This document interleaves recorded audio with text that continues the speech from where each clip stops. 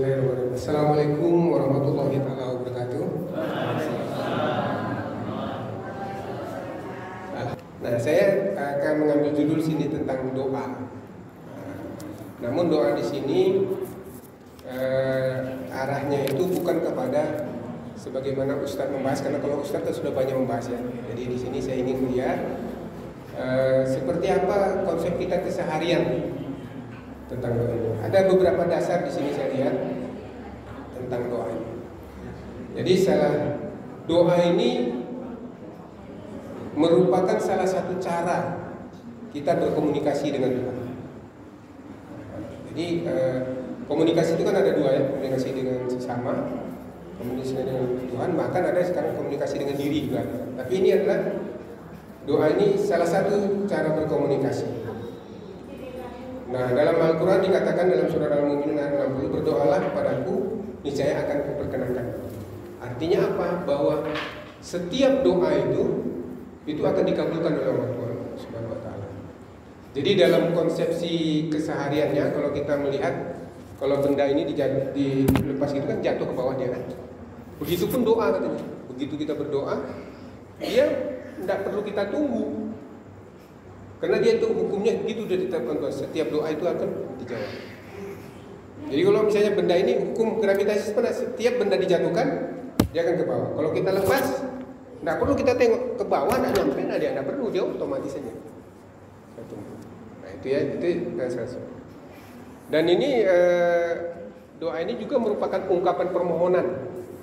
Jadi segala permohonan kita itu dan segala sesuatu yang terjadi di dunia ini itu adalah atas izin Allah. Tidak ada satu daun jatuh ke bumi itu tanpa diketahui oleh Allah. Artinya apa? Semua kejadian ini nanti kita bahas seperti apa kekeliruan yang kita buat sehingga kita membuat doa-doa yang sesungguhnya tidak kita inginkan. Tapi seperti proses tadi itu dia akan menjadi kabul. Nah itu ya. Nah itu kan. Jadi doa itu ungkapan permohonan kepada Allah. Nah kalau kita lihat di dalam Al-Quran itu ada di dalam 67 surat itu doa, kata-kata doa itu. Ada kalau banyaknya katanya 200 kalau kita cek. Sekarang kan mudah ya di Quran itu. Kalau kita punya aplikasi, cek doa. Ada 67 surat yang bercerita tentang doa. Nah di lain sisi dikatakan bahwa doa itu adalah ibadah. Ada riwayat At-Tirmidzi ini Rasulullah SAW bersabda, ad-du'a'u mu'ul ibadah. Doa itu merupakan inti daripada ibadah. Ada yang lain juga menerjemahkan doa itu adalah otaknya ibadah. Nah, kemudian yang paling penting katanya di sini adalah doa itu dapat menghilangkan sombong. Nah, kenapa ini jadi penting bagi kita? Karena orang yang sombong itu tidak mencium bau surga. Sementara sekarang di dunia sekarang ini banyak jebakan-jebakan kita yang membuat kita sombong. Bikin sosial media, nanti yang nge-like banyak langsung di hati kita. Ya saya, gimana enggak banyak ya. Itu udah sombong udah. Sedikit aja katanya ada sombong enggak masuk surga. Nah, dengan berdoa katanya kita melalui itu. Nah tentunya ini dasar-dasar yang mungkin akan kita bahas sebentar aja lah 7 menit ya. Tentunya saya tidak akan membahas seperti apa tata cara doa, karena itu mungkin itu bahasan Ustadz lah ya, apa yang harus dilakukan itu. Nah ada satu konsep di sini. Doa adalah apa yang kita ucapkan. Apakah semua yang kita ucapkan itu doa? Kita sering mengenal bahwa mulutmu adalah harimau. Ini bukan hadis ini, tapi sering kita dengar bahwa mulutmu harimau. Jadi ada di sini dari Abu Hurairah Rasulullah bersabda bahwa sesungguhnya seorang hamba bisa mengucapkan sebuah kalimat yang diridhoi Allah, walaupun sebenarnya ia cuek-cuek aja mengatakannya ya pokoknya, tapi yang diucapkannya itu diridhoi. Ia tidak terlalu menghiraukannya, namun dengannya Allah mengangkat derajatnya, kemuliaannya. Dan sungguhnya ada seorang hamba dapat mengucapkan sebuah kalimat yang dimurkai oleh Allah. Ia tidak terlalu menghiraukannya, namun dengannya Allah mencampakkannya ke dalam neraka jahanam. Ini hadis riwayat Al-Bukhari dan Muslim. Artinya apa? Setiap apa yang kita ucapkan itu ada yang menjadi doa. Dan anehnya otak kita ini sama dengan komputer ya, tidak ada kata-kata negatif. Jadi apa yang keluar dari otak kita itu tidak bisa disaring. Ini untuk saya, ini untuk orang lain kita gitu. Makanya ada orang mengatakan kalau misalnya kita kan selalu misalnya ada orang korupsi di TV, lalu kita bilang, oh rasainlah dia masuk penjara, mampus lah, gitu kan? Itu artinya apa? Kan kita ucapkan, itu terjadi pada diri kita. Kalau misalnya itu dibuat daftarnya, disetujui, kita heran, loh ini kok masuk ke saya? Kan saya tidak doakan, tapi kan kamu sudah ucapkan. Nah, jadi artinya apa di sini? Bahwa dalam setiap momen harusnya kita mengucapkan hal yang baik. Di sini katanya di hadis ini walaupun tidak sengaja itu akan terkabul. Sama dengan kita misalnya biasa ibu-ibu biasanya kalau melarang anaknya mainkan, jangan main ke jalan kan. Artinya informasinya apa itu? Informasinya adalah main ke jalan, jangannya dicoret sama dia, otaknya tidak nerima, sehingga dia main ke jalan kan. Jangan manjat tinggi-tinggi ya nak, langsung informasi dia tinggi, manjat dia tinggi-tinggi. Karena artinya apa? Bagaimana caranya? Usahakanlah kita mengatakan yang jangan pakai itu, jangan pakai kata negatif. Jadi mainnya di rumah aja ya nak ya. Manjatnya sampai sini aja. Dah, itu aja. Kalau kita kan jangan main pisau ya, teringat adanya pisau. Makanya dalam satu pelatihan sering saya mengatakan untuk pelatihan ini, kalau kita semua disuruh memejamkan mata, lalu saya suruh bayangkan binatang, lalu saya bilang, tapi jangan monyet ya. Nah, jangan bayangkan monyet, jangan bayangkan bulunya, semuanya membayangkan monyet. Karena saya sudah informasikan. Nah, di sini artinya di situ bahwa, nah semuanya yang kita ucapkan apa kepada anak juga kan begitu katanya.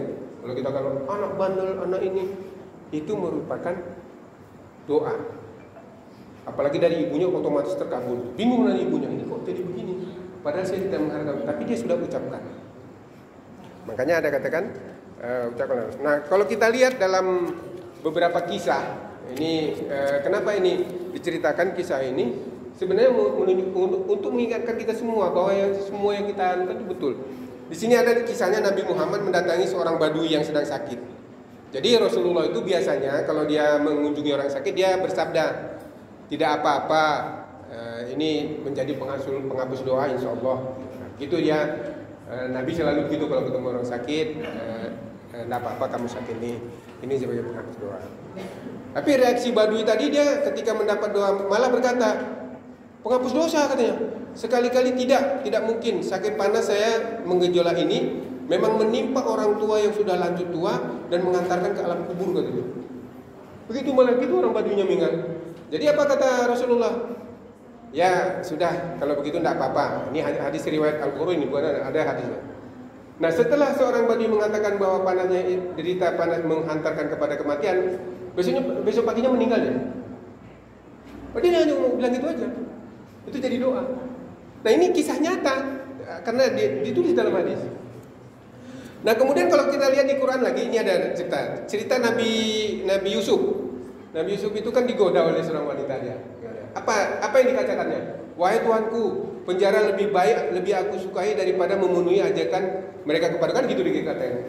Pada akhirnya Nabi Yusuf masuk penjara dia. Walaupun dia diridhoi Allah, tapi kan diucapkannya seperti itu. Jadi kita harus berhati-hati. Jadi segala yang kita ucapkan itu bisa menjadi doa. Usahakanlah mengucapkan yang baik. Walaupun orang misalnya dia jahat seperti apa, kan itu sudah terjadi. Nah, kita harus meyakini bahwa semua kejadian di dunia ini tidak ada yang luput dari kuasa Allah. Yang baik atau yang jelek. Yang baik yang untuk kita cari. Kalau dia misalnya ya mudah-mudahan dia bisa baik, bertobat apa dan sebagainya. Nah itu yang pertama. Jadi artinya harus menjaga dan berhati-hati terhadap setiap ucapan kita, karena itu menjadi doa bagi kita. Kemudian yang kedua, udah sampai 7 menit Pak kan? Doa yang kedua ini dahsyatnya mendoakan orang lain. Wah ini kita sering di WA kan, selamat berpuasa, semoga kita dalam lindungan Allah. Itu artinya doanya untuk siapa itu? Untuk dia dan kita. Padahal sebagusnya yang bagus itulah mendoakan orang lain. Di sini dia katakannya bahwa tidak seorang muslim yang mendoakan kebaikan saudaranya tanpa sepengetahuannya, melainkan malaikat akan berdoa baginya. Jadi kalau kita mendoakan orang lain, yang mendoakan kita siapa? Malaikat. Makanya kalau kita kirim WA itu jangan main copy paste aja. Kirim, semoga kamu dan keluarga hidup berbahagia apa dan sebagainya. Kamu kan? Lalu dia bilang amin. Begitu dia bilang amin untuk dia, yang dibilang malaikat untuk dia juga ya Allah. Tapi kalau coba baca lagi WA yang selamat puasa, semuanya mengatakan kita. Semua kita, karena dia copy paste aja. Pasti apa dan sebagainya. Padahal di situ dia katakan demikian. Dan ini di antara sebab terbesar dan tersebarnya kasih sayang. Jadi sini menunjukkan bagaimana cintanya kita kepada orang lain. Jadi kita memang mendoakan dia, bukan karena kita mengatakan kamu baik, saya juga baik. Nah begitu. Kita memang ikhlas bahwa mendoakan sebagai sebuah orang lain ini hidupnya baik, sejahtera, dan sebagainya. Tapi jangan lupa di balik itu malaikat yang mendoakan kita. Nah, itu. Jadi di sini bisa kita lihat nanti banyak momen-momen, dan katanya orang yang selalu mendoakan orang lain itu pahalanya memang luar biasa. Jadi kalau kita, bahkan ada kisah beberapa sahabat tuh dia bawa tidur itu, sebelum tidur dia mendoakan, aku sudah maafkan, saya memaafkan. Jadi kalau kita keseharian kita tidak bisa lihat apa sih yang baik dari di balai, apa yang baik, semuanya tak beres. Itu berarti kita sedang kalau dalam agama itu kita sedang berada pada posisi tidak disayang Allah. Beristighfarlah banyak-banyak. Tapi kalau kita yang keluar dari mulut kita sudah yang baik, dia tuh baik, orangnya begini. Ada jelek, pasti ada jeleknya. Tapi kita bisa lihat sisi baiknya. Kalau kita yang pulang kita di rumah kita lihat, deh kotor kali rumah, tak kerja sih. Itu yang teringat, berarti perbaikilah, banyak beristighfar. Berarti tidak baik otak kita sudah. Dan itu sebenarnya hukuman. Kalau kata orang bersyukurlah kamu akan ditambah, sebenarnya kalau kamu tidak bersyukur, ya itu dia. Dengan kita menemukan yang jelek dan kita tidak baik. Bahkan lebih parahnya lagi, ada orang tidak bisa melihat dia bahwa kebaikan itu akan membawa kebaikan. Apa dia bilang? Kalau jujur akan untung. Ada orang gitu? Bisa jujur dan untung. Itu apa? Dia dapat hukuman sebenarnya. Dan anehnya, yang begitu tidak bisa dikasih tahu, karena itu penyakit hati. Nah, kalau sudah sampai ke situ, ingat-ingatlah kita banyaklah beristighfar supaya kita kembali, sehingga bahwa kebaikan itulah yang membawa kebaikan. Nah baik itu ya. Jadi aplikasinya seperti apa? Maka kita harus selalu setiap hari gunakanlah kata positif. Orang tua dulu kalau memarahi anaknya, dia anak baik, anak soleh, jangan begitu. Kalau sekarang kan anak setan, ya setan. Jadi setan lah dia. Digunakan yang baik. Anak betua ya, anak betua jangan ini. Masih diupin-ipin masih kita lihat. Begitu dia mengatakan, kamu nanti awas loh. Kalau gini caranya kamu jadi presiden kamu nanti, kan gitu kan? Jadi kalau dia marahin kamu kalau gini jadi setan jadi setan beneran ya. Gitu ya. Nah kemudian jadi mudahkan dan arahkanlah pemikiran kita. Jadi ini saya sebenarnya berat juga. Kenapa saya memilih topik ini? Karena ini untuk selalu mengingatkan saya. Saya juga belum begitu familiar dengan melihat hal. Masih ada aja terlihat kita yang jelek. Ya. Nah sebenarnya itu kita harus banyak beristighfar supaya kita selalu. Dan kalau kita banyak melihat, dan sebenarnya sama dengan orang bersyukur, selalu bersyukur. Di samping bekerja keras, bersyukur keras yang paling penting. Nah kalau bersyukur ini kita bisa praktekkan dalam satu hari satu malam, besoknya bisa kita rasakan apa perbedaannya. Nah, ya. Nah, dan yang ketiga, marilah kita berusaha mendoakan kebaikan orang lain. Kalau tidak bisa kita mendoakan orang yang tidak ada hubungan dengan kita doakan yang paling dekat. Kalau tidak kita doakan istri kita, anaknya, sholat tahajud kita doakan. Bahkan ada dalam di satu WA dikirim kawan, saya lihat dia mendoakan, disebut namanya, anaknya si Anu, ke orang lain siapa, biasakan mendoakan orang lain. Dan mudah-mudahan itu doa itu malaikat menyampaikan amin untuk dia juga. Makanya doakan yang baik. Tentu tidak mungkin kita mendoakan yang tidak baik. Nah kemudian yang terakhir untuk di sosial media seperti saya katakan tadi, mari kita bijak. Ambil momen-momen di mana kita mendapat manfaat di situ. Jangan main share-share aja.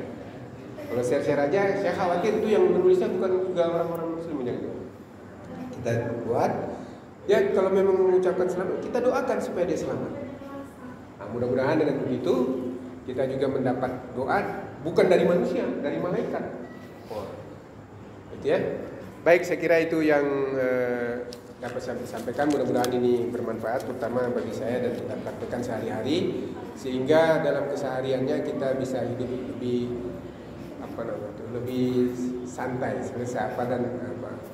Jadi untuk mengetahui bahwa sebenarnya pikiran kita atau hati kita tidak bening dan sebagainya itu sebenarnya mudah aja. Kalau misalnya kita risau berarti ada yang tak beres. Untuk itu apa jalannya ya, selalulah beristighfar dan selalulah melihat kebaikan. Usahakan, berusaha. Jadi kalau kita bangun tidur, keluar rumah, apa yang baik? Entah baru berbunga-bunga itulah di alhamdulillah ya Allah bunga apa semuanya yang ada sepanjang jalan apa dari ketemu orang kita doakan apa dan sebagainya. Kalau itu yang kita lakukan, insya Allah alhamdulillah kita pun sehat segar bugar. Saya kira demikian, mudah-mudahan bermanfaat. Lebih dan kurang mohon maaf. Guru Irian, Guru Cendrawasih, cukup sekian, terima kasih. Assalamualaikum warahmatullahi wabarakatuh.